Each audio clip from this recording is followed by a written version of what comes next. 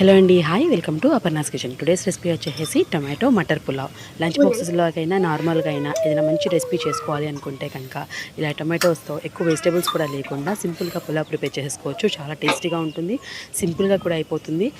మనం పక్కన కాంబినేషన్గా కర్రీస్ కూడా ఏమక్కర్లేదండి. రైతా ఒకటే కాంబినేషన్గా చాలా బాగుంటుంది. ఫస్ట్ అయితే ఈ టొమాటో పులావ్ని ఎలా ప్రిపేర్ చేసుకోవాలో, అలాగే దీనికి కావాల్సిన ఇంగ్రీడియంట్స్ ఏంటో ఈ వీడియో చూపిస్తాను.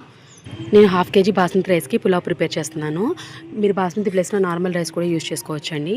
1/2 kg రైస్కి 5 నుంచి 6 పండిన టొమాటోలు తీసుకోండి. టొమాటో పులావ్కి ఎప్పుడైనా సరే టొమాటోలు బాగా పండినవి, అలాగే రెడ్ కలర్లో ఉండేవి తీసుకుంటే టేస్ట్ అనేది చాలా బాగుంటుంది. వీటిని చిన్న చిన్న ముక్కల కింద కట్ చేసుకొని మిక్సీ జార్లో వేసుకొని సాల్ట్ కూడా వేసుకొని మెత్తగా ఫైన్ పేస్ట్ లాగా మిక్సీ పట్టుకోండి. ఎక్స్ట్రా వాటర్ వేయక్కర్లేదు. అలాగే 1 కప్పు పచ్చి బఠానీ, 3 నుంచి 4 ఉల్లిపాయలు చీలికల్లా కట్ చేసుకోండి. అలాగే 1 కప్పు సోయా చంక్స్ మిల్ మేకర్లు. మన సైడ్ కర్రీ ఏం ప్రిఫర్ చేయట్లేదు కాబట్టి ఇలా సోయా చంక్స్ కాంబినేషన్గా వేసుకుంటే టొమాటో ఫ్లేవర్ అంతా కూడా పట్టి టేస్ట్ అనేది చాలా బాగుంటుందండి. తర్వాత కొద్దిగా కరివేపాకు, ఒక ప్యాన్లోకి సరిపడా ఆయిల్ వేసుకొని 2-3 టేబుల్ స్పూన్ల నెయ్యి కూడా యాడ్ చేసుకోండి. నెయ్యి ఫ్లేవర్ అనేది టొమాటో పులావ్కి చాలా బాగుంటుంది, స్కిప్ చేయొద్దు. కొద్దిగా జీడిపప్పు వేసుకొని వేయించుకోవాలి. జీడిపప్పు వేగిన తర్వాత కట్ చేసుకున్నటువంటి ఆనియన్స్ని కూడా వేసి కొద్దిగా వేగుతున్నప్పుడు 2 బిర్యానీ ఆకులు, 4 యాలకులు, 4 లవంగాలు, చిన్న దాల్చిన చెక్క ముక్క వేసుకొని కూడా వేయించుకోండి. ఇలా వేగేటప్పుడు కొద్దిగా కరివేపాకు కూడా వేసుకొని వేయించుకోండి. ఆనియన్స్ కొంచెం వేగిన తర్వాత ఇందులోకి చిన్న అల్లం ముక్క, 4-5 వెల్లుల్లి రెబ్బలు వేసుకొని అల్లం వెల్లుల్లి పేస్ట్ కూడా వేసుకొని పచ్చివాసన పోయేంత వరకు వేయించుకోవాలి. తర్వాత మనం ముందుగా గ్రైండ్ చేసుకున్నటువంటి టొమాటో పేస్ట్ని కూడా వేసేసుకోవాలి. వేసుకున్న తర్వాత మిక్సీ జార్లో ఒక 1/2 గ్లాస్ వాటర్ని వేసుకొని ఆ వాటర్ని కూడా పేస్ట్లోకి వేసుకోండి. వేసుకున్న తర్వాత ఒక 5-6 నిమిషాలు హై ఫ్లేమ్లో కానీ మీడియం ఫ్లేమ్లో కానీ పెట్టుకొని బబుల్స్ అనేది ఫామ్ అయ్యేంత వరకు ఉడికించుకోవాలి. అలా ఉడికిన తర్వాత ఇందులోకి మనం ముందుగా నానబెట్టుకున్నటువంటి కప్పు మిల్ మేకర్స్ ఉన్నాయి కదా, వాటి వాటర్ అంతా కూడా పిండేసి ఈ టొమాటో పేస్ట్లోకి వేసుకోండి. ఈ టొమాటో పేస్ట్లో వాటర్ ఉంటుంది కదా, ఆ వాటర్ అంతా కూడా మిల్ మేకర్స్ పీల్చుకొని తినేటప్పుడు టేస్ట్ అనేది చాలా బాగుంటుందండి, స్కిప్ చేయకండి.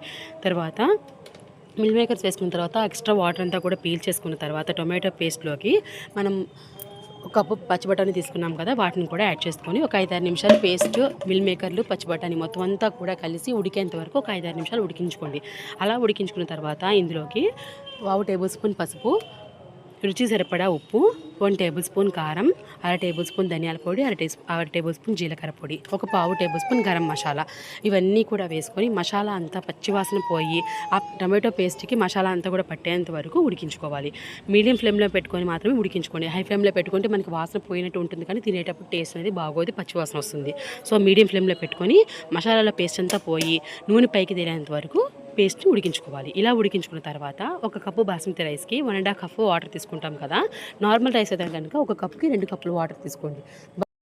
ఇప్పుడు ఇందులోకి నానబెట్టుకున్నటువంటి బాస్మతి రైస్ని వాటర్ మొత్తం తీసేసి పేస్ట్లోకి వేసుకొని పేస్ట్ మొత్తం రైస్కి పట్టేలాగా కొద్దిగా కొత్తిమీర కూడా వేసుకొని కలుపుకోవాలి.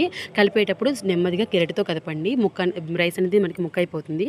అలా కాకుండా నెమ్మదిగా కలుపుకుంటూ 2 కప్పుల బియ్యానికి 3 కప్పులు వాటర్ పోసుకొని కొంచెం దగ్గర పడేంత వరకు వాటర్ అంతా పీల్చినంత వరకు ఉడికించుకోవాలి. అలా ఉడికిన తర్వాత సాల్ట్ సరిపోకుంటే కనుక ఈ టైంలోనే వేసుకొని సాల్ట్ కూడా కలిసిన తర్వాత మూత పెట్టుకొని 3 నుంచి 4 విజిల్స్ అనేది రావాలి. రైస్ ఎక్కువసేపు నాన్నట్టయితే కనుక 3 విజిల్స్ సరిపోతుందండి. ఇలా వాటర్ మొత్తం పీల్చేసుకునేంత వరకు కూడా మనం కుక్కర్ మూత వేసి ఉంచి తర్వాత అప్పుడు కుక్కర్ మూత పెట్టుకోవాలి. 3 విజిల్స్ వచ్చిన తర్వాత వెంటనే అలా సర్వ్ చేసేసుకోకుండా ఒక 10 నిమిషాలు అలాగే కుక్కర్లోనే ఉంచేసి పైన నెయ్యి వేసుకొని కొద్దిగా కొత్తిమీర చల్లుకొని అలాగే ఉంచేస్తే కనుక కొంచెం సెట్ అయిపోతుందండి. అలా అయిన తర్వాత మాత్రమే మనం టమాటో పులావ్ని సర్వ్ చేసుకోవాలి.